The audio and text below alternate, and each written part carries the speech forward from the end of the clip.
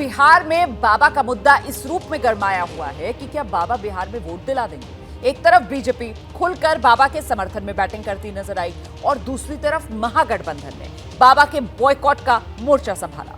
तो क्या बाबा के जरिए बीजेपी 2024 के लिए जो हिंदुत्व की छतरी तले महागठबंधन के जातीय गुणा गणित है उसको तोड़ने की कोशिश में कामयाब हो जाएगी? ये बड़ा सवाल है। कुछ इस अंदाज में बाबा बागेश्वर का स्वागत कर रहा है बिहार।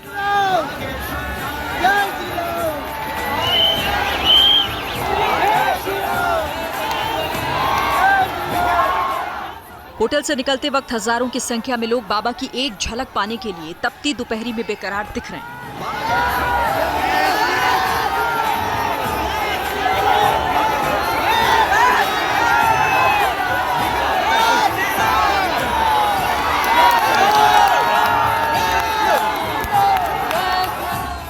पटना शहर से करीब 20 से 25 किलोमीटर दूर जिस नौबतपुर में पंडाल सजा है, वहां लाखों की भीड़ बाबा को सुनने पहुंच रही है।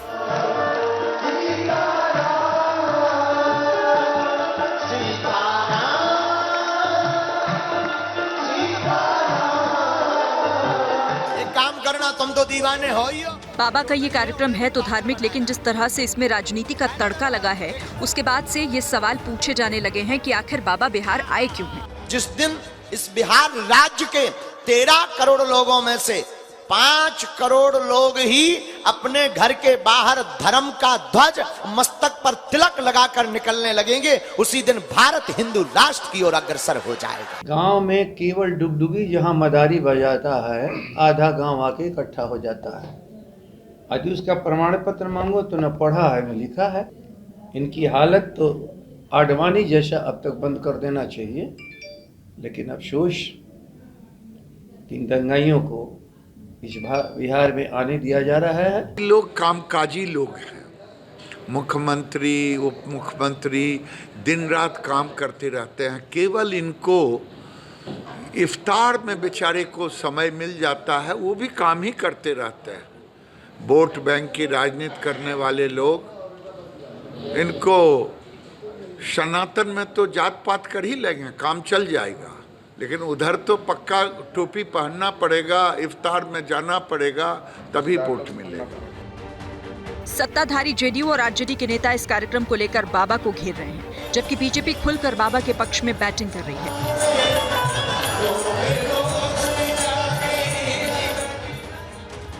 बाबा के मंच पर पहले दिन से ही बीजेपी के नेताओं का जमावड़ा लगा है।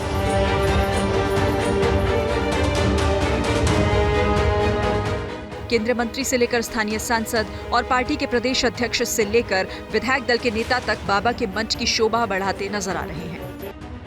एक तरीके से देखें तो बाबा के इस कार्यक्रम को बीजेपी नेताओं ने हाईजैक कर रखा है। बीजेपी के कई बड़े नेता बाबा से मिल रहे हैं। बाबा के बिहार आने का कार्यक्रम जब तय हुआ, तब से आरजेडी और जेडीयू के नेता उन पर निशाना साधने लगे। बिहार बीजेपी के कई बड़े नेता बाबा के पक्ष में बयानबाजी कर महागठबंधन पर पलटवार किए। बिहार की राजनीति तब से बाबा को लेकर 2 हिस्सों में बट गई है। हमारे सामने बैठे सब संत जनों के चरणों में नाक रगड़ कर दंडवत प्रणाम। अब आपके मन में सवाल होगा कि बाबा जब धार्मिक व्यक्ति हैं तो फिर बिहार की राजनीति उनको लेकर गरमाई क्यों है? असल में बाबा के इस दौरे ने बीजेपी को बिहार में फ्रंट फुट पर खेलने का मौका दे दिया है। बिहार के वोटरों को ये मैसेज गया है कि पार्टी को बाबा का समर्थन है। बीजेपी को इससे हिंदू वोटरों को एकजुट करने में मदद मिलेगी। बिहार की राजनीति वर्षों से जाति के खांचे में बटी हुई है। हर जाति का अपना एक नेता है। चुनाव में जीत के लिए हर गठबंधन जातीय नेता का समर्थन और साथ चाहता है। बिहार में अभी जातीय राजनीति में महागठबंधन बीजेपी पर भारी है। इसमें बीजेपी जब तक महागठबंधन को कमजोर नहीं कर देती, तब तक 24 की लड़ाई मुश्किल है। बिहार की राजनीति में नीतीश जब साथ रहे, बीजेपी को दिक्कत नहीं हुई, लेकिन 2015 के विधानसभा चुनाव में नीतीश लालू के साथ हो लिए थे। 2024 में वही सीन दिख रहा है। ऐसे में वोटों के गणित को समझना जरूरी हो जाता है। तब एनडीए को 34% वोट मिले थे, जिसमें बीजेपी के 24 और सहयोगियों के 10% वोट थे, जबकि महागठबंधन को 42% वोट मिले थे। इसमें आरजेडी के 18, जेडीयू के 17 और कांग्रेस को 7% वोट थे। इस वक्त की स्थिति में महागठबंधन बिहार में मजबूत है। इन तीनों के अलावा लेफ्ट भी इस वक्त महागठबंधन का हिस्सा है। जहां तक एनडीए का सवाल है तो फिर अभी बीजेपी के साथ चिराग पासवान की पार्टी नहीं है। उपेंद्र कुशवाहा भी अपनी ताकत तौलने में लगे हैं। मांझी भी फैसला नहीं ले पा रहे। नीतीश कुमार बहुत सम्मान हमको दिए हैं, मुख्यमंत्री उन्होंने ही हमको बनाया है। ये अगर वैसी बात आएगी तो हम कार्यकर्ताओं की राय लिया है। कार्यकर्ताओं ने सीधे कहा कि हम लोग ऐसी जरूरत होगी तो हम लोग वादा तोड़ ही सकते हैं। बीजेपी के साथ पशुपति कुमार पारस है, लेकिन उनका प्रभाव वैसा नहीं है जैसा उनके भतीजे चिराग पासवान का है। हाँ, जातीय गणित को दुरुस्त करने के लिए बीजेपी ने कुशवाहा समाज से आने वाले सम्राट चौधरी को बिहार बीजेपी अध्यक्ष बनाया।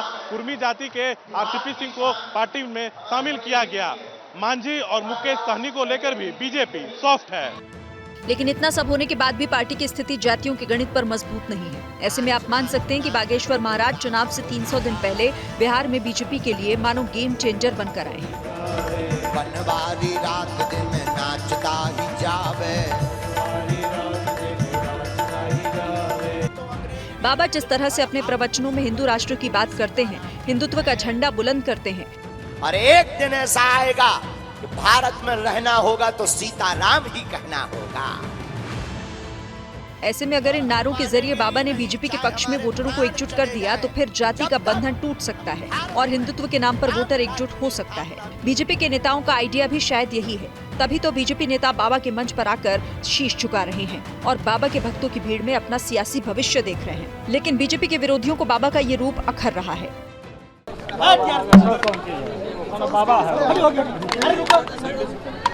अरे किसी भी धर्म को मानिए, अपने ढंग से करिए, उसमें कौन रुकावट है? जो भी अपना धर्म की पूजा करे उसमें कोई किसी पर तो रुकावट तो है नहीं। लेकिन इस सब पर नामकरण करना आश्चर्य की बात है। हमको तो आश्चर्य लगता है, कब ये संभव है कोई कर सकता है? बोलो सीताराम। धन्य है बिहार। बाबा के इस दौरे से पटना और आसपास के इलाकों में बीजेपी का माहौल मजबूत हो रहा है और अब बाबा का एक और कार्यक्रम सितंबर महीने में गया में लग गया है। क्या कहना यहाँ का भाव? अरे और तो ठीक है, हमारा जो संकल्प है वो भी अब बिहार से ही पूर्ण होता दिखाई पड़ रहा है। जैसे ही घड़ी का काटा दोपहर 2:30 पे आए, बबीता जी का दिल सास बहू साजिश के लिए मचल जाए। और ये है इनकी बहू, पूरे दिन ऑफिस की टेंशन हो जाए गॉन जब ये करें अपना फेवरेट शो फ्री टाइम पे ऑन। इनकी तरह आप भी देखिए अपना फेवरेट शो अपने टाइम पर और डाउनलोड कीजिए एबीपी लाइव ऐप अपने स्मार्ट टीवी पर।